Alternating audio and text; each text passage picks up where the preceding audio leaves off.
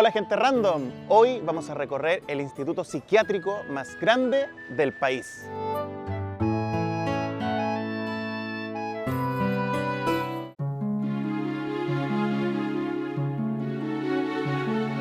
Y justo aquí en Avenida La Paz, límite entre Independencia y Recoleta, pasa algo muy particular, porque esta calle es conocida como la calle de los muertos, porque en su inicio está la Pérgola de las Flores, seguido por el Hospital José Joaquín Aguirre, el Servicio Médico Legal y coronando con el Cementerio General, por lo que es común ver por estas calles o sectores aledaños carrozas fúnebres con el último recorrido de sus fallecidos. Y justo acá, en la calle de los Muertos, en Avenida La Paz, se emplaza el Instituto Psiquiátrico Dr. José Horswit Barak.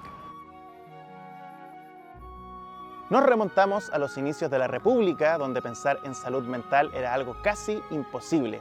Los más adinerados podían internar a sus familiares en manicomios que existían en México o en Perú, mientras que las familias de escasos recursos optaban por esconderlos o simplemente abandonarlos en sitios públicos. Sin embargo, entrando al 1800, hay un plano del antiguo Hospital San Juan de Dios, que estaba en la Alameda con San Francisco, que decía que había una pequeña sala, como el plano decía, destinada para los locos.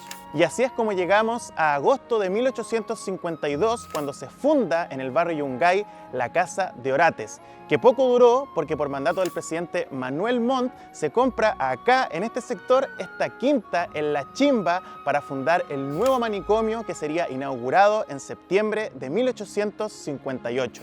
Les quiero compartir unas fotos de la Casa de Orates que son de la década de 1920, pertenecientes al Museo Nacional de Medicina Enrique Laval de la Facultad de Medicina de la Universidad de Chile.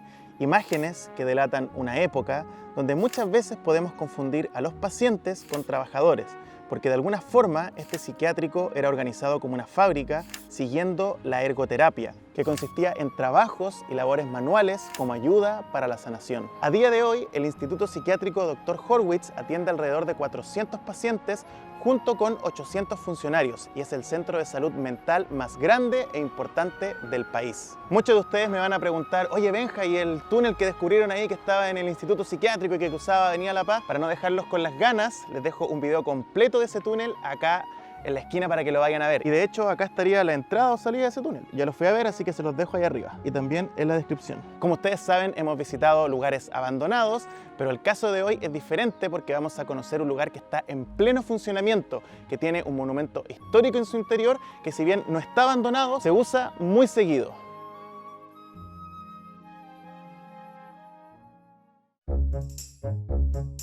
El edificio que ven a mi espalda es el Teatro Gress. Es el único teatro que está dentro de una institución psiquiátrica en toda Latinoamérica. Y además de ser monumento histórico, guarda muchas historias y también muchos secretos. Y acá me encuentro con Vali, que es la guardiana, la custodia de este teatro. Aquí estoy, custodiando este hermoso edificio patrimonial. Nosotros estamos dentro del Instituto Psiquiátrico, pero más o menos, ¿en qué lugar se ubica este teatro? ¿Está cerca de los pabellones? ¿Está cerca de las salas, de los edificios administrativos? ¿En qué parte más o menos está ubicado el teatro? Mira, está más ubicado hacia el fondo del instituto. Avenida La Paz está en este caso a mi derecha. Acá atrás estaría la calle Dr. Raimundo Charlín y al frente tendría yo la calle Olivos. Ya. Los pabellones están principalmente a mi derecha y esto está como en una zona mucho más resguardada, quizás al lado de la lavandería, de bodega, de lo que queda de lo antiguo de la institución. ¿Qué te sucede a ti cuando ves este lugar que delata una época, que habla de una época porque es completamente diferente a todo lo que hemos visto entrando acá al Mira, instituto? A mí me pasó esto hace mucho rato. Yo llegué a trabajar a este hospital en el año 94. Ver estos ladrillos, saber que había historia, y en esa época incluso estaban los butacones. Después se sacaron y se compraron, vas a ver, hay sillas normales, pero estaban las butacas de teatro. Entonces tenía como toda esa magia que era encontrar un teatro además dentro de una institución psiquiátrica. Es algo que uno no se espera. De hecho, es el único teatro en Latinoamérica dentro de una institución psiquiátrica. Yo creo que ya deberíamos ingresar porque me imagino que si por fuera es bonita... Espérate que va a abrir las puertas.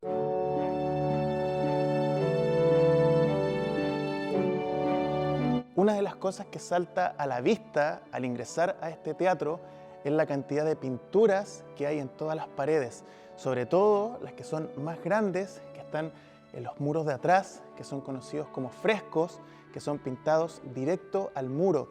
Son muy grandes, yo diría que casi dentro de la categoría de murales, y datan aproximadamente del año 1904, y se dice que son pintados por el pintor chileno Pedro Lira.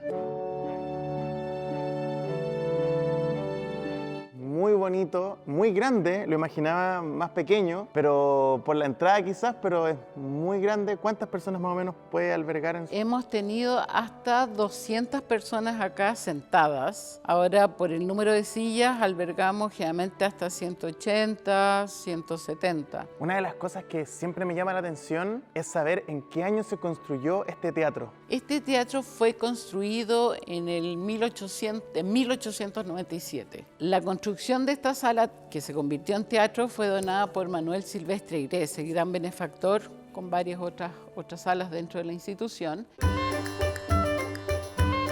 ¿Qué sentido tenía tener un teatro en lo que en ese entonces se llamaba la Casa Dorates, el manicomio que hoy es el Instituto Psiquiátrico? En aquella época los médicos chilenos iban a estudiar psiquiatría a Europa, la Belle Époque. Estamos hablando de siglos XIX-XX, fines del XIX-XX, principios del XX. Y allá se trabajaba mucho lo que es la terapia moral. Se hablaba de que a través de las artes, sobre todo las personas que sufrían algún tipo de patología de salud mental, podían como conectarse nuevamente con la normalidad, en el sentido de que por muy mal que estuviesen, lograban reconocer la música, podían seguir cantando, podían, no sé, bailar, podían actuar. Y en ese contexto, una de las salas donadas por Manuel Gres fue destinada a la sala de teatro. Y acá no solamente participaban nuestros pacientes, sino que también los funcionarios. Y llegó a ser así como el punto de encuentro de la élite de la época,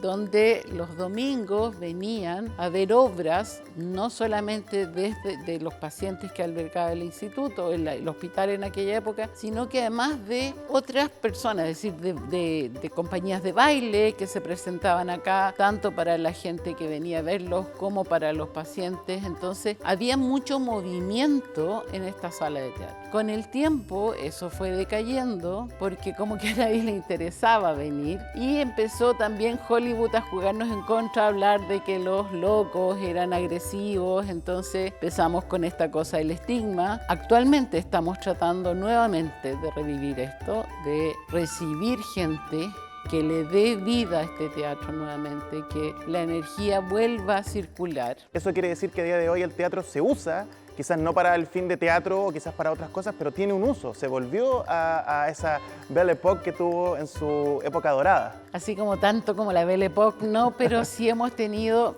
desde hace, es decir, nunca se ha dejado de usar. Hubo una época que se usó como para guardar los muebles que no se usaban en el hospital. Como bodega. Como bodega, pero gracias al doctor Olivo se sacaron todas las cosas de acá y se volvió a instalar como teatro. Y desde esa época se usa tanto para clases, hemos tenido también representaciones artísticas de nuestros usuarios, de funcionarios, todos los actos o ceremonias, días del hospital, años de servicio se celebran acá. Y en algún momento nosotros también albergamos acá WOMAT, que si bien toda la presentación era en la Plaza de la Paz, algunos artistas venían y ensayaban acá y estuvieron grabando un disco de WOMAT acá en este espacio, en esta sala. Fue como sentir que el teatro volvía a vivir para lo que fue construido, porque no fue construido para una sala de clase. Claro. Sino que fue construido para albergar a las bellas artes. Qué bonito, sobre todo que el año 2016 fue declarado monumento histórico, entonces ya entra en una categoría especial este teatro. Y por ejemplo, si alguien quisiera hacer uso del teatro, ¿tiene que pertenecer a la red de salud? ¿Puede venir cualquier persona? ¿Se puede arrendar? ¿Cómo funciona? A ver, lamentablemente no lo podemos arrendar, pero pero la persona tendría que escribir un mail al director del instituto donde plantea para qué lo querría usar, y el director junto con el periodista y conmigo evaluamos la propuesta y decimos si lo pueden usar o no. Para todas las agrupaciones artísticas, los que quieran presentar quizás unas obras de teatro, está toda la información en la descripción para que manden el correo con su propuesta y que quizás se pueda presentar en este hermoso teatro. ¿Quién sabe? Qué bonito sería, ¿eh?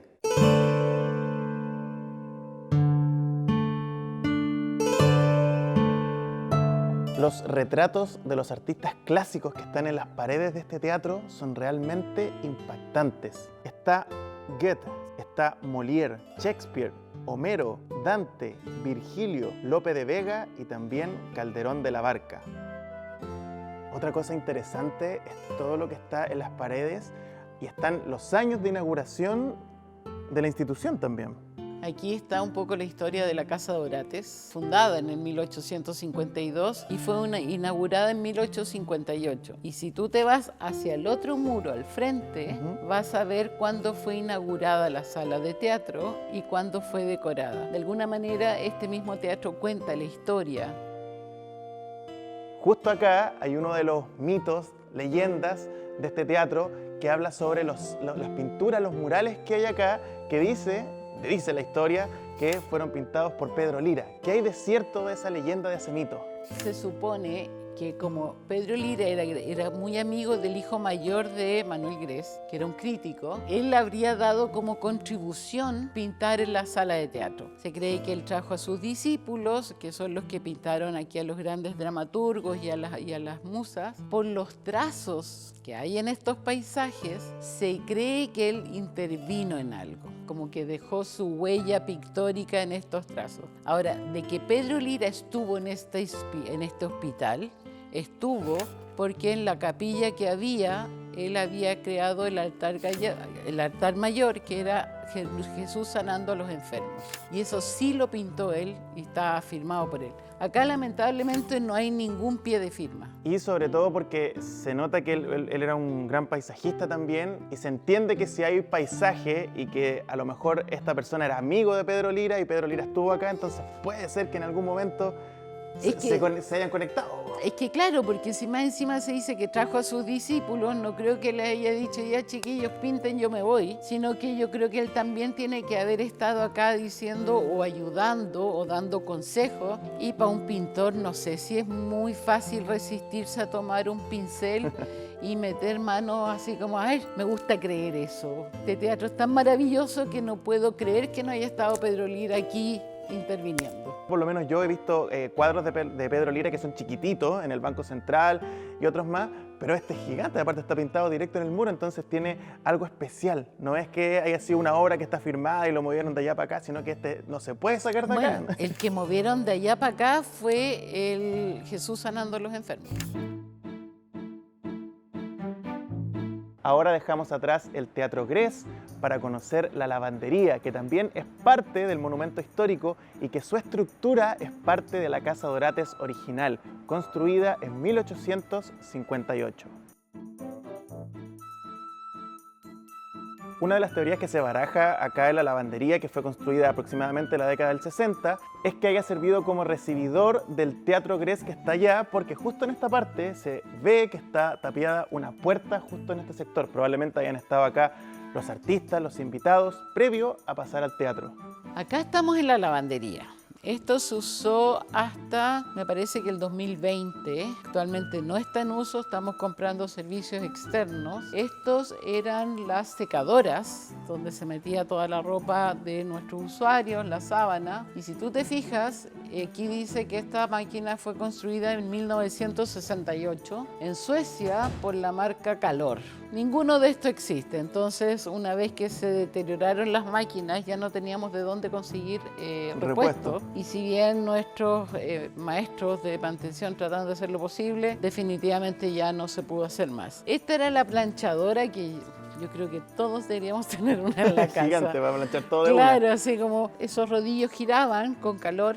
Entonces las sábanas se estiraban entre dos personas acá, se pasaban y al otro lado las recibían dos y las iban doblando. Estas dos grandes como hoyotas eran las centrífugas. La ropa era lavada, salía estilando, se centrifugaban acá para sacar el exceso de agua, se pasaban a las secadoras y de las secadoras las sábanas se pasaban a las planchadoras, por decirlo así. Claro. Estas eran las lavadoras. O sea, completamente diferente a la lavadora que uno tiene en la casa Claro. o que conoce como lavadora, pues esta sería lavadora Claro. industrial. Esto es una lavadora industrial donde se metía toda la ropa, entonces los tambores giraban y giraban hacia un lado, giraban hacia acá.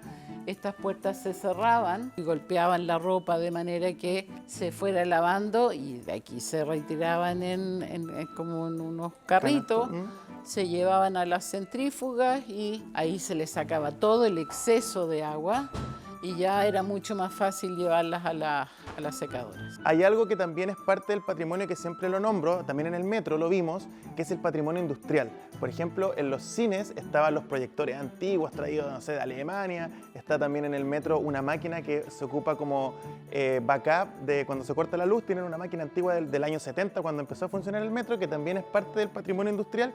Y acá tenemos algo que también es patrimonio industrial, pues.